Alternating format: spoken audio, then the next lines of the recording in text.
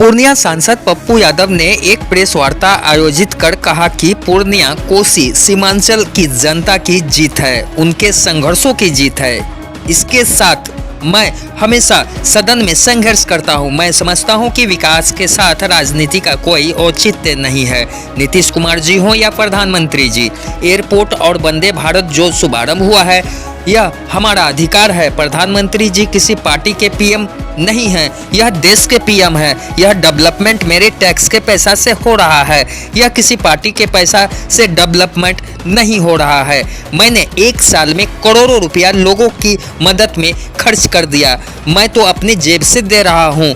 मैंने कल प्रधानमंत्री जी से आग्रह किया कि बिहार को विशेष पैकेज दिया जाए। उन्होंने कहा और क्या क्या चाहिए पप्पू जी, हम तो जान ही रहे हैं कि यह क्षेत्र आपका है। हम बहुत जल्द प्रधानमंत्री जी से मिलेंगे। मेरी बहुत सी मांगे हैं। मैं वादा करता हूं कि जो राजधानी पटना में सुविधा नहीं है वो मैं पूर्णिया में व्यवस्था करवाऊंगा।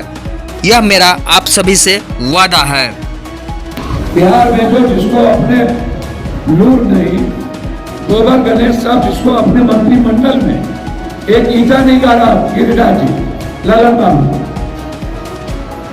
मांझी जी, कोई मंत्री में एक ईटा पूरे बिहार में नहीं गाड़ा।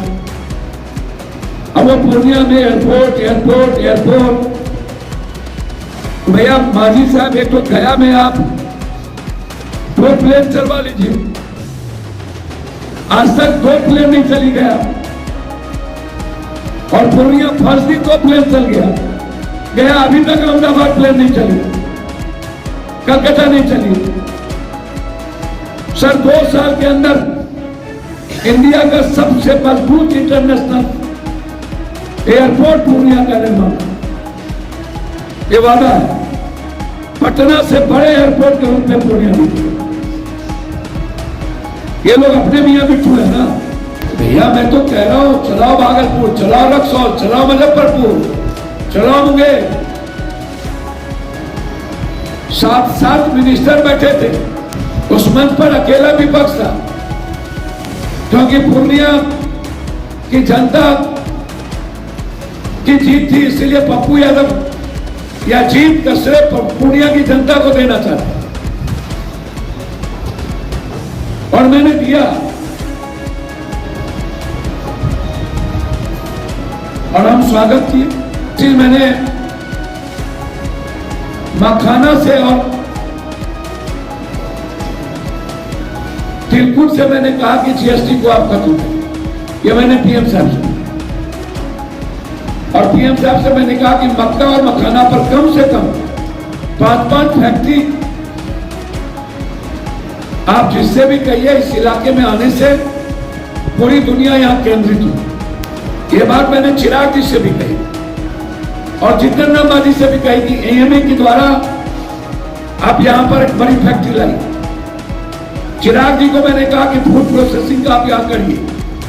नित्यानंद जी को मैंने कल कहा कि आपका विभाग है, आप हाइड्रोजन का निर्माण करिए।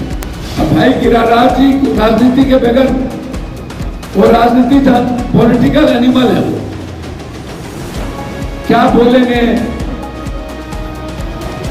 उनको राहुल गांधी जी सपने में भी डर लगता है, नींद नहीं आता है राहुल गांधी प्रियंका गांधी के डर से। या तो राहुल और प्रियंका का डर होता है, या तो सबसे ज्यादा राजनीति करने के लिए वो मुसलमानों को श्रेय लेते। इसीलिए ये चिट्ठी है, ये इतिहास है। पूर्णिया को वर्ल्ड क्लास का बनाना, पूरी दुनिया को पूर्णिया लाना, पूर्णिया को गुरुग्राम बनाना, ये मेरे जीवन का मकसद है। 11 सालों से पूर्णिया का एयरपोर्ट क्यों नहीं बना प्रधानमंत्री जी?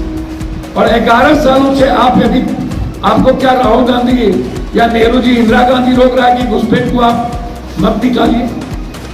आप इसका मतलब कमजोर, आप 56 इंच आपका नहीं है। आपको कौन रोक रहा है घुसपैठ को रोकने के लिए? लेकिन विकास के साथ यदि राजनीतिकरण हो, इसीलिए हम मंच से पहले निकल गए कि आप पॉलिटिकल भाषण दीजिए। और मैंने कहा कि विकास के मैं साथ हूं, लेकिन पॉलिटिकल भाषण आप दीजिएगा मेरे लिए मंच नहीं है। आपको कौन बोल रहा है? मैं तो कह रहा हूं निकालिए, कौन रोक रहा है? यदि है तो निकालिए। हर चुनाव में यह मुद्दा आप क्यों बनाते हैं? क्यों नफरत के बीच बोलते हैं? आप विकास पर ढूंढ लीजिए ना।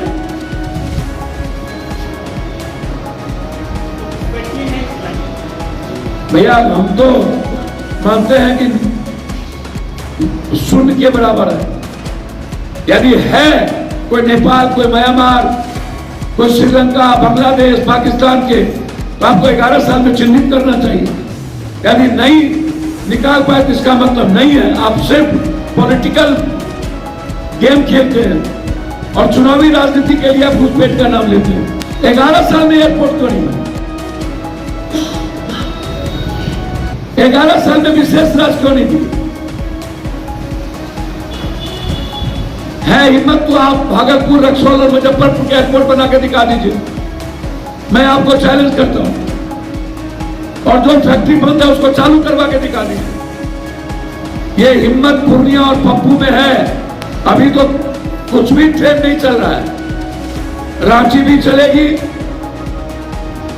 और भी साउथ चलेंगे, हैदराबाद चलेंगे, कई ट्रेनें चलेगी। यहां ये मेरा बात है आपसे।